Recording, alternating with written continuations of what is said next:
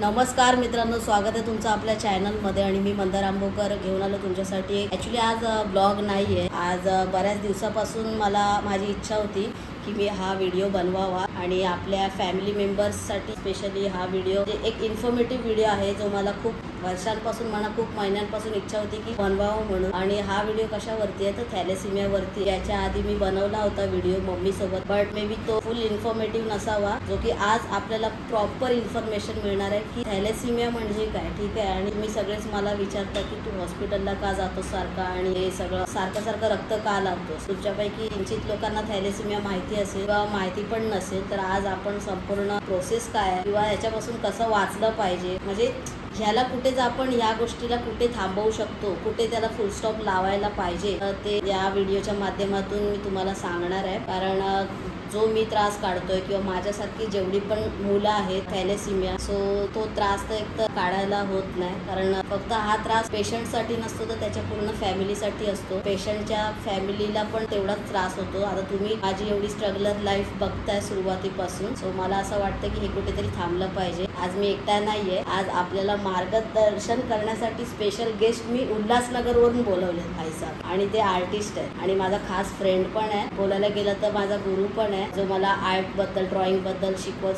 सांगतो काय गोष्टी आणल्या तर माझी welcome to the our YouTube channel.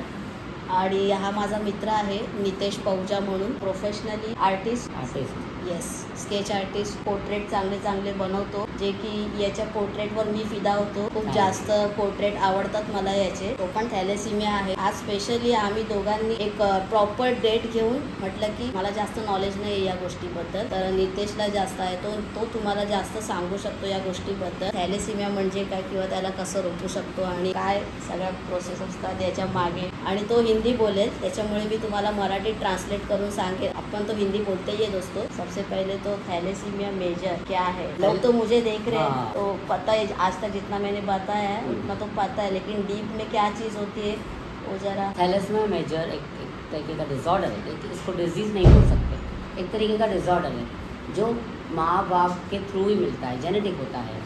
तो अगर माँ बाप थैलेसीमिया टेस्ट करवाते हैं और माँ बाप थैलेसीमिया माइनर निकलते हैं, दोनों माइनर होते हैं, तो उनका बच्चा थैलेसीमिया मेजर होने के चांस होते हैं। थैलेसीमिया मेजर बच्चा 25% चांस होता है थैलेसीमिया मेजर बच्चे होने के, और बाकी 75% चांस होता है बच्चा नॉर्मल पैदा हो। तो सभी यंगस्टर्स को जो शादी करने वाले हैं, जो शादी करने का सोच रहे हैं, उनको और उनके पार्टनर को कंपलसरी थैलेसीमिया टेस्ट करवानी चाहिए। ये शादी से पहले कंपलसरी करवाना चाहिए अपने को और उसके पार्टनर को, ताकि पता चले वो माइनर है या नॉर्मल है। अगर दोनों पार्टनर्स थैलेसीमिया माइनर हैं तो उनको शादी के बाद थैलेसीमिया मेजर पेशेंट होने के चांस हो सकते हैं। इसका भी ट्रीटमेंट है, प्रेगनेंसी से पहले एक टेस्ट होती है। थॅलेसिमिया टेस्ट कोणती करायला पाहिजे? उस टेस्ट का नाम है हेमोग्लोबिन इलेक्ट्रोफोरेसिस, HB इलेक्ट्रोफोरेसिस। तर ही जी टेस्ट आहे तुम्ही प्रत्येकाने करून घ्या, मतलब जो नए कपल्स हैं, जो शादी करने वाले हैं, जिनकी शादी होने वाली है, अपना और अपने पार्टनर का ये टेस्ट ज़रूर करें। उससे पता चलता है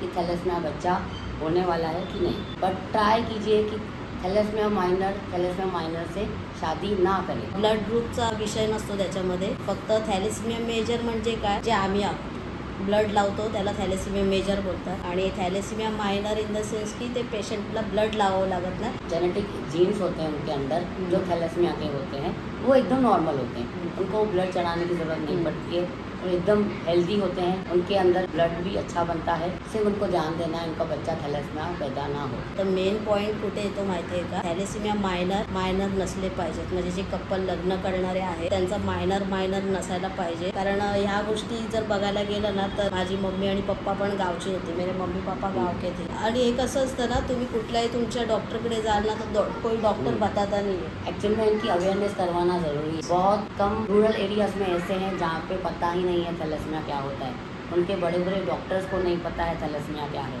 ये तो हम सिटीज़ में रहते हैं तो यहाँ पे अवेयरनेस बहुत है, और बहुत कम मात्रा में थैलेसीमिया मेजर पेशेंट आ रहे हैं, क्योंकि हम अवेयरनेस करना चाहते हैं। जितना ज़्यादा अवेयरनेस करेंगे उतना ही थैलेसीमिया मेजर पेशेंट चांस कम है पैदा होने के।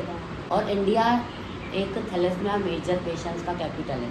सबसे ज़्यादा थैलेसीमिया पेशेंट इंडिया में बॉर्न होते हैं, तो उनको कंट्रोल करना है, अवेयरनेस करना है सबको, यंगस्टर्स को, उनके पेरेंट्स को, कॉलेजेस में जाके अवेयरनेस करना है की थैलेसीमिया टेस्ट करवाना ज़रूरी है शादी से पहले। आणि तो जसं बोलला नितेश की खूप कमी लोकांना माहिती आहे, तर ॲक्च्युली आपण सिटीमध्ये राहतो ना, तर आपल्याला थोडाफार लोकांना माहिती आहे, इवन माहिती पण नाही आहे. आता आपले जेवढे पण मेंबर्स आहेत त्यांना तर माहितीच नाही आहे, बट जे सोलापूर, सातारा, कोल्हापूर मतलब गाव साईड जो राहते ना, तर तिकडे लोकांना माहीत नाही. म्हणजे गावागावात ही गोष्ट जास्त पोचणं गरजेचं आहे. त्याच्यामुळे कसं आहे ना की ह्या गोष्टीला आपण थांबवू शकतो. आता आम्ही ज्या हाताला सुया लावलेल्या आहेत, हा त्रास खूप म्हणजे त्रासदायक आहे. त्याच्यामुळे ही गोष्ट खूप म्हणजे टाळायची, बंदच करायची. कारण मी स्वतः 4 महिन्याचा असल्यापासून मला थॅलेसीमिया डिटेक्ट झाला. मैं जब भी 9 महीने का था तभी थैलेसीमिया डिटेक्ट. एवढ्याशा हातांना आम्ही सुया लावत आलेलो आहे. तर असं वाटतं की ही गोष्ट येणाऱ्या पिढीला नको पाहिजे, कारण खूप त्रास होतो.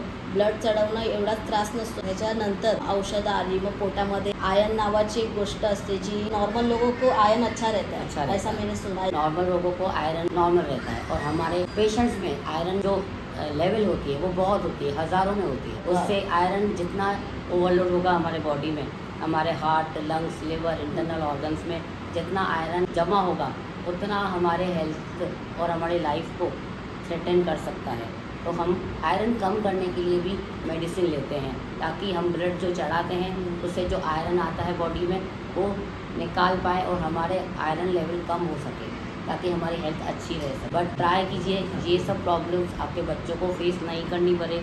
15-15, 10-10 दिन में ब्लड चढ़ाना नहीं पड़े, इतनी सारी सुइयाँ लगवानी नहीं पड़े, इतने सारी मेडिसिन लेने नहीं पड़े.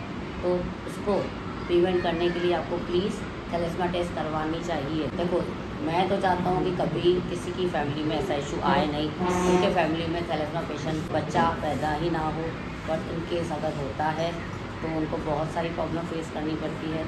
बचपन से 3-3, 4-4 दिन एडमिट रहना पड़ता है ब्लड चढ़ाने के लिए. और हॉस्पिटल की जो हालत है आजकल के गवर्नमेंट हॉस्पिटल की, तो वो बच्चा देख के ही बीमार हो जाएगा. तो ऐसा ना हो कि ब्लड चढ़ाने जाएं, कुछ दूसरा कुछ डिजीज़ लग जाए, तो वो होने के चांसेस भी बहुत होते हैं, कि हमारा इम्यून सिस्टम स्लो रहता है. तो कोशिश कीजिए कि थैलेसीमिया पेशेंट बच्चा ना हो, और बहुत सारी प्रॉब्लम फेस करनी पड़ती है. आणि तुम्ही पण ह्या सगळ्या गोष्टीतून बाजूला राहा, कारण आम्ही आणि आमची फॅमिली जे त्रास काढतोय तो तुम्हाला नको, तुमच्या फॅमिलीजला नको आणि येणाऱ्या नवीन पिढीला नको, हीच एवढीच अपेक्षा आहे.